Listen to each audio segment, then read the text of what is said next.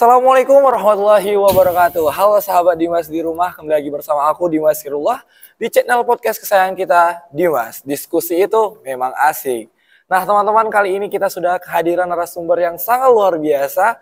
Beliau merupakan seorang kepala planetarium terbesar se-Asia Tenggara, tepatnya di Universitas Semarang. Siapa lagi kalau bukan Bapak Dr. Syifa'ul Anam, teman-teman. Kali ini kita akan bahas suatu hal yang mungkin sudah tidak asing lagi di telinga teman-teman semuanya ya. Karena ini udah mau memasuki bulan suci Ramadan nih teman-teman. Apalagi kalau kita akan bahas tentang penentuan satu Ramadan. Nah kali ini kita sudah bersama ahlinya. Tapi sebelum itu kita sapa dulu ya mungkin ya Bapaknya ya. Assalamualaikum Bapak, gimana kabarnya Bapak? Waalaikumsalam warahmatullahi wabarakatuh Mas Dimas. Baik, alhamdulillah baik sekali hari ini ya. Cerah sekali wajah Bapak hari ini ya Pak ya. Ya, secerah harapan. Kalau tahu kesibukannya sekarang apa nih? Alhamdulillah di planetarium ini cukup sibuk karena memang berkebetulan menjelang akhir Ramadan ini banyak orang yang ingin menikmati sajian show planetarium, sekaligus juga kami juga sedang persiapan bagaimana besok untuk Ru'yatul Hilal di hari Rabu besok. Insya Allah semoga kita bisa mensukseskan acara ini. Dan saya kira memang ini adalah busy time kira-kira begitu ya. Tapi alhamdulillah semoga kita sehat selalu Mas. Semuanya juga. Amin. Amin. Baik teman-teman, untuk teman-teman tahu ya Bapak Syifa'ul Anam ini merupakan kepala dari planetarium. Mungkin kalau teman-teman yang belum tahu planetarium apa bisa berkunjung ya Pak ya. Harus itu. Karena teman-teman untuk harganya terjangkau sekali teman-teman. Namun teman-teman kualitasnya itu sangat luar biasa sekali kalau teman-teman datang ke sini. Nah, Bapak yang sekarang banyak dipertanyakan oleh mungkin orang-orang di luar sana gitu, Pak. Tentang penentuan satu Ramadan ini, Pak. Baik. Tapi sebelum itu, kalau sahabat Dimas di rumah boleh tahu nih, Pak. Sebenarnya gimana sih, Pak, cara untuk menentukan satu Ramadan itu nih, Pak? Baik, terima kasih Mas Dimas. Jadi bagaimana sih cara kita untuk menentukan awal Ramadan? Sesungguhnya karena memang ini bukanlah pertanyaan sederhana yang bisa dijawab dengan mudah. Jadi kayak 1 + 1 = 2 tidak. Tetapi ada beberapa hal yang kaitannya ini adalah ibadah. Maka karena ini ibadah, maka untuk menentukan ibadah itu tidak kemudian langsung mudah saja gitu. Di banyak orang kemudian cukup hanya dengan menggunakan harus begini, lihat kalender, begitu mungkin. Secara mudahnya begitu ya. Tapi di balik penentuan itu sebenarnya ada banyak hal yang harus kita pahami. Nah, salah satunya adalah kalau boleh secara mudah saya sampaikan adalah bahwa karena ini ibadah maka panduannya adalah bagaimana apa yang ditunjuk oleh Rasulullah SAW itu, bagaimana cara kita memulai dan mengakhiri pada bulan-bulan Hijriah itu. Nah, Nabi bersabda, "Sumu li ru'yatihi wa aftiru li ru'yatihi." Maknanya adalah silakanlah kalian berpuasa setelah kalian berhasil melihat itu hilalnya, dan wa aftiru dan bukalah atau berhari raya setelah Anda juga melihat 1 bulan berikutnya telah melihat hilal itu sendiri lagi. Nah, maka sesungguhnya cara mudah Nabi ini adalah kita diminta untuk bagaimana kita memulai akhir bulan adalah bagaimana kita bisa berhasil melihat hilal besok itu. Nah, bagaimana cara melihat hilal? Itulah yang nanti besok kita akan siapkan bersama-sama. Bagian dari ibadah kita, bagaimana untuk menentukan awal bulan itu. Begitu Mas Nur. Jadi seperti itu penjelasannya sahabat Dimas di rumah. Jadi buat teman-teman kalau mau lihat prosesnya secara langsung besok boleh ke sini ya Pak ya? Boleh, walaupun sedikit terbatas karena memang sudah banyak yang booking ya sebetulnya, dan kami memang ada kegiatan juga namanya Special Show Ru'yatul Hilal. Jadi nanti akan dilihatkan kira-kira sebagaimana cara Ru'yatul Hilal itu, hilal bentuknya kayak apa dan seterusnya kita akan cuma saksikan. Bisa di planetarium ini ya Pak ya? Bisa di planetarium dan observatorium. Iya, luar biasa.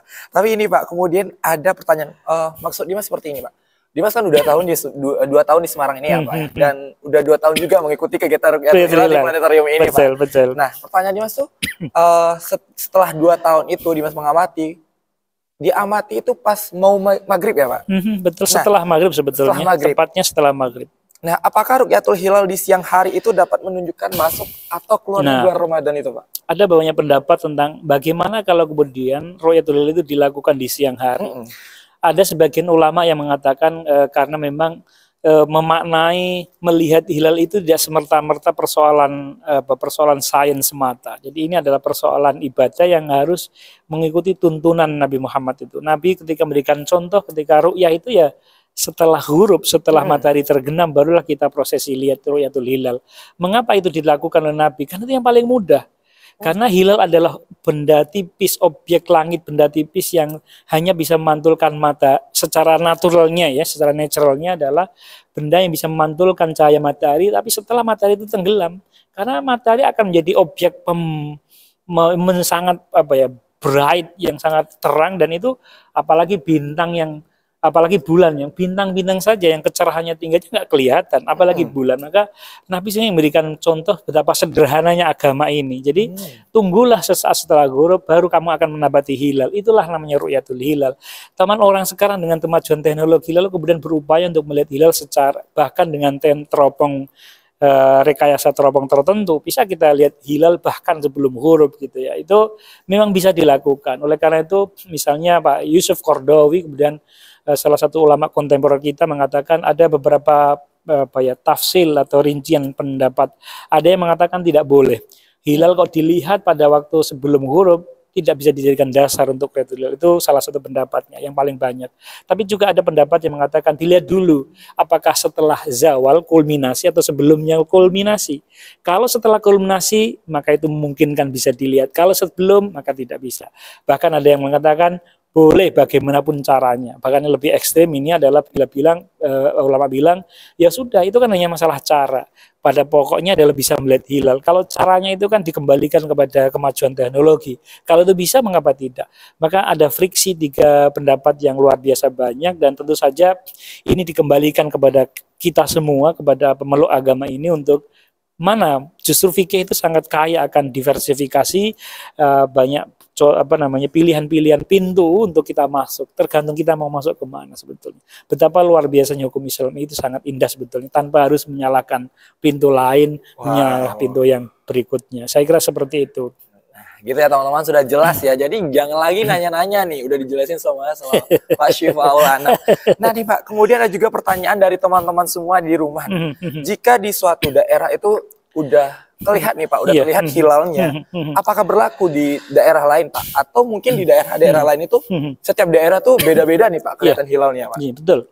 Jadi begini Mas Iman, jadi bahwa hilal itu sifatnya sangat lokal dan temporal. Lokal sangat temporal. Artinya apa? Di banyak tempat dan waktu tertentu akan mempunyai penampakan yang berbeda. Karena inilah justru maka kemudian banyak ulama yang kemudian membagi tentang bagaimana keberlakuan ketika suatu hilal itu terlihat pada suatu tempat.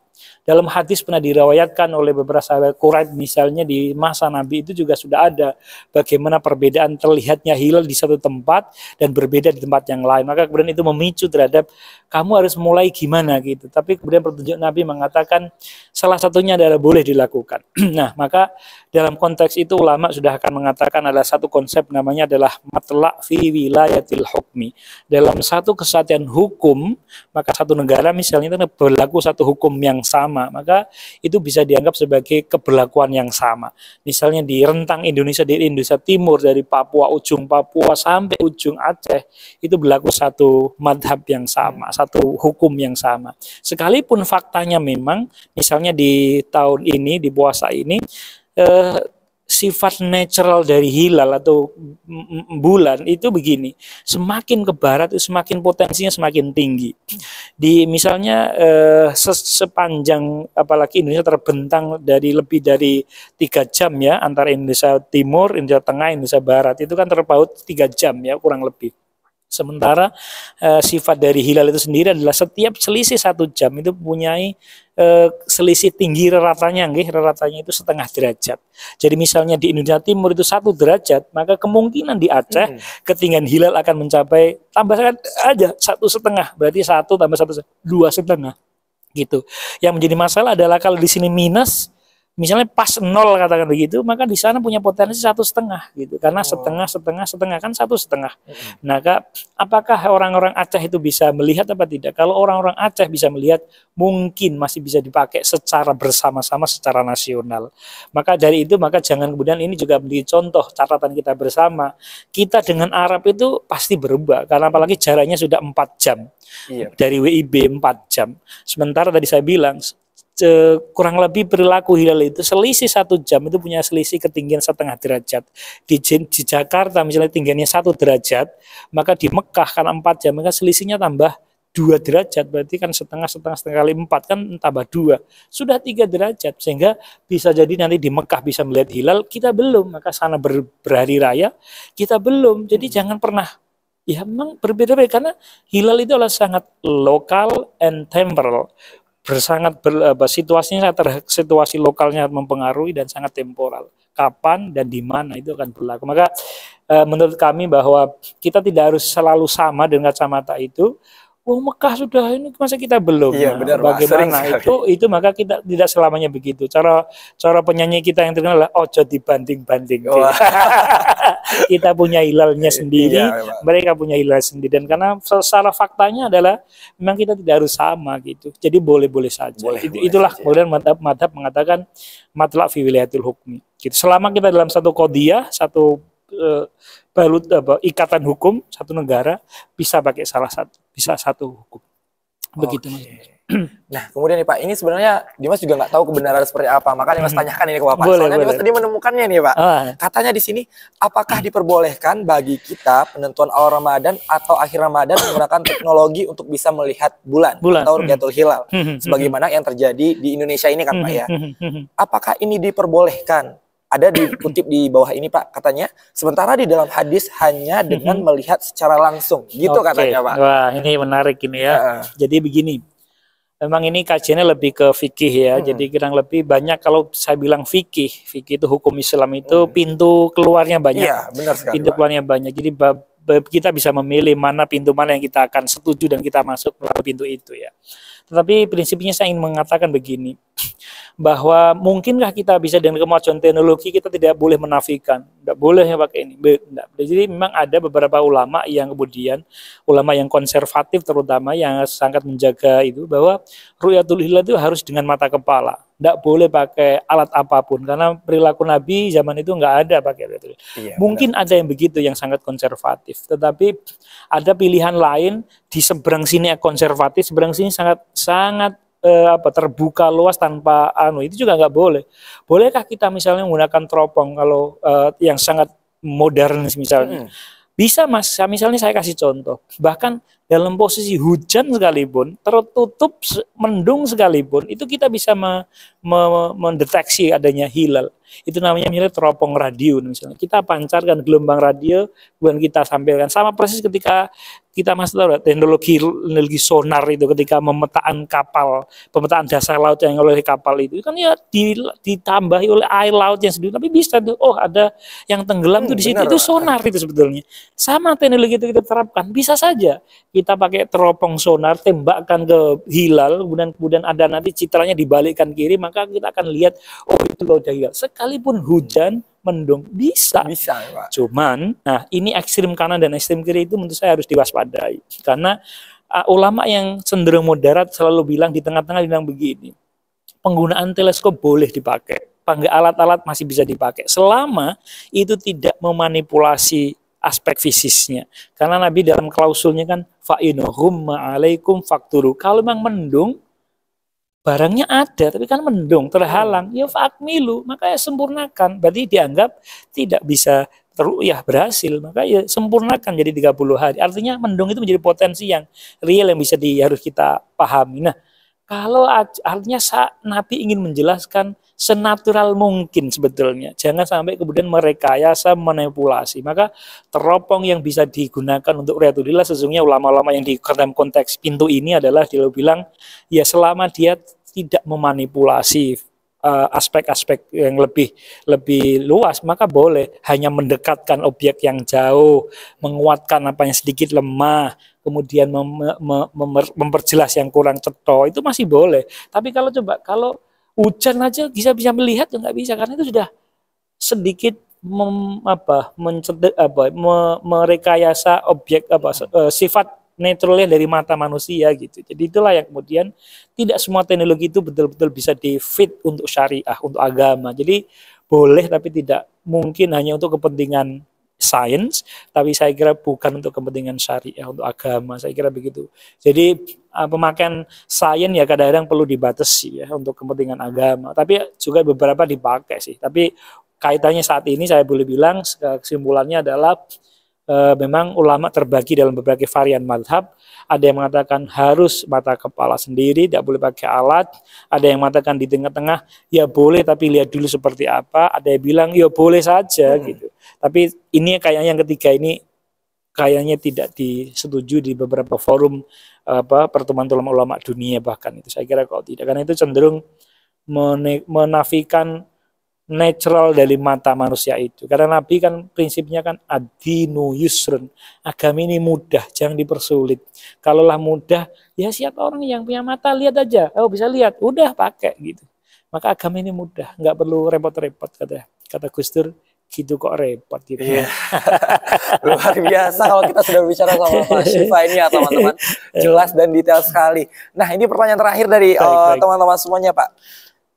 Kan bulan Ramadan itu seharusnya dijadikan momen untuk kita meningkatkan ibadah gitu. Betul, betul. Tapi karena kita melihat tahun kemarin itu kan beda ya Pak antara ada yang puasanya tanggal 2 April, tahun kemarin ada yang 3 April. Gitu ya. Tapi ada beberapa oknum tuh yang kayak saling ngejek, saling apa nih yang merasa dia tuh yang paling benar nih Pak. Nah, dari kacamata Bapak gimana nih Pak penilaiannya? Kamu tuh puasanya tanggal 3, ini tanggal 2 gitu. Jadi ya ada bentrok jadinya itu Pak. Begini, kalau saya melihat begini, saya hanya punya ilustrasi begini. Orang yang kalau tidak pernah naik tangga, maka cara pandangnya berbeda dengan orang yang naik tangga di atas. Coba Anda lihat Mas Dimas, kalau hanya di tangga paling bawah, maka lihatnya ya begini ini. Coba kita levelnya naik, maka cara pandang kita semakin luas. Apa yang dilihat orang A, B, C, D semakin tahu. Itulah mananya orang yang hebat. Orang yang berpendidikan tinggi, orang yang bijaksana adalah orang yang akan menempati pada titik tangga yang paling atas. Dia bisa melihat view dari seluruh objek apa yang dilihat oleh A, B, C, D tahu. Beda dengan orang yang di tangga di bawah, yang satu ekstrim di sini, ekstrim di sini. Dia nggak tahu. Bagaimana yang di sana, kamu nggak tahu. Nah, itulah maksud saya. Bisa jadi ada orang-orang yang memang belum paham tentang situasi lebih detail, sehingga tidak melihat secara luas tentang cara pandang itu, sehingga kemudian itu. Nah, maka menurut saya kita perlu belajar dari sisi tentang kognitif sekaligus sikap. Kognitifnya kita harus mulai banyak tahu cara pandang, tahu cara mereka berpikir dari kita maupun orang lain. Kalau kita tahu, maka kita kemudian akan munculkan sikap pos. Oh, ternyata maksud kamu begitu. Ternyata maksud kamu begitu. Maka kemudian oh ya sudah. Kalau sama-sama seperti selama tidak kemudian itu menyalahi prinsip umum dari pintu-pintu yang ada ini, saya kira nggak masalah. Maka menurut saya kita harus punya sikap wise dan bijaksana, terutama dalam menyikapi perbedaan. Indonesia sangat kaya dengan perbedaan, bahkan tentang persoalan keagamaan sekalipun. Maka saya melihat semoga di Wali Songo ini semakin menguatkan moderasi beragama kita. Betul bahwa memang kita ingin membawa, kita jangan dengan mata yang sangat picik, dengan pengetahuan yang luas, sikap yang bijak, maka perbedaan akan sedikit mudah bisa kita atasi. Tapi dengan pengetahuan yang sempit, sikap yang kecil, maka pertentangan akan sangat mudah. Tapi saya boleh meng-highlight, insya Allah di tahun ini Ramadannya insya Allah kita akan bersama-sama. Semoga kita berhasil seluruh Indonesia ini, karena tuh tinggi hilal sudah cukup tinggi, dan semoga mungkin di Semarang bisa kelihatan, tempat lain enggak, atau sebaliknya. Tapi semoga sih ada orang yang melihat hilal dan itu bisa membuat perbedaan ini menjadi selesai. Walaupun mungkin nanti di akhir Ramadan, terutama di awal Syawal, kemungkinan akan ada sedikit perbedaan. Semoga perbedaan dengan sikap yang kita punya pengetahuan yang luas, sikap kita semakin wise, maka olehlah, monggo saja. Saya kira orang langsung bisa bersikap lebih baik, saya kira seperti itu Mas Dimas. Gitu ya teman-teman, jadi kita tuh yang harus bijaksana gitu, seperti yang dibilang Pak Syifa tadi tuh, semakin kita naik tangga tuh semakin luas ya Pak pandangan kita ya Pak. Kita, betul. Nah ini Pak, terakhir ada hal yang Bapak mau sampaikan buat pendengar podcast setia Dimas nih Pak. Ya. Sebelum kita menjumpai pertemuan kita sama Pak Syifa, karena Pak Syifa ini cukup sibuk teman-teman, jadi sedikit susah bertemu gitu kan. Baik, yang pertama saya mengucapkan memenuhi dari bulan puasa, insya Allah kita selamat berbuka memasuki bulan Ramadan. Semoga kita semakin bisa menawan hawa nafsu kita, mengekang hawa nafsu, termasuk keinginan untuk kita selalu berbeda, untuk kita selalu menyalahkan orang lain. Kita akan redam bersama memasuki bulan Ramadan ini. Yang kedua, tentu saja sikap terbaik dalam memenuhi perbedaan yang ada adalah dengan meningkatkan pengetahuan dan sekaligus membesarkan hati kita sehingga kita bisa terima dengan banyak sikap. Sekalipun demikian maka itu kita perlu belajar karena merubah itu bukanlah dengan simsalabim tapi perlu by proses, perlu pembelajaran, perlu latihan sikap. Semoga kita bisa dengan memasuki Ramadan bisa merubah dulu adalah sebuah kepompong bisa lebih cantik bagaikan kupu-kupu kayak yaitu dies natalisnya UIN, yaitu bertransformasi kayak kupu-kupu. Dari kepompong berubah ke kupu-kupu. Lagu deh jadi. Kira-kira seperti itu Mas Dimas, kata-katanya terima kasih. Jelang menyongsong 53, dies natalis UIN dengan logo kupu-kupu. Bertransformasi lebih baik, dari yang kita kaku menjadi lebih fleksibel, dari yang nggak tahu menjadi tahu. Momentumnya juga bulan Ramadan adalah bulan yang paling mulia di antara 12 bulan yang ada. Demikian Mas Dimas. Waduh, luar biasa sekali sahabat Dimas di rumah. Kita pertemuan sama Pak Syifau Anam kali ini udah jelasin tentang mungkin teman-teman udah pusing ya gimana tentang Ruqyatul Hilal. Sekarang udah paham semua nih. Jadi pesan-pesan Pak Syifa tadi jangan cuma didengarkan tapi dilaksanakan teman-teman. Karena kita sebagai mahasiswa itu pelopor utamanya ya Pak ya. Itu betul harus. Sebelum itu kita mau ucapin terima kasih banyak kepada Pak Syifa yang sudah meluangkan waktu di waktu kesibukannya nih Pak. Terima kasih banyak Bapak.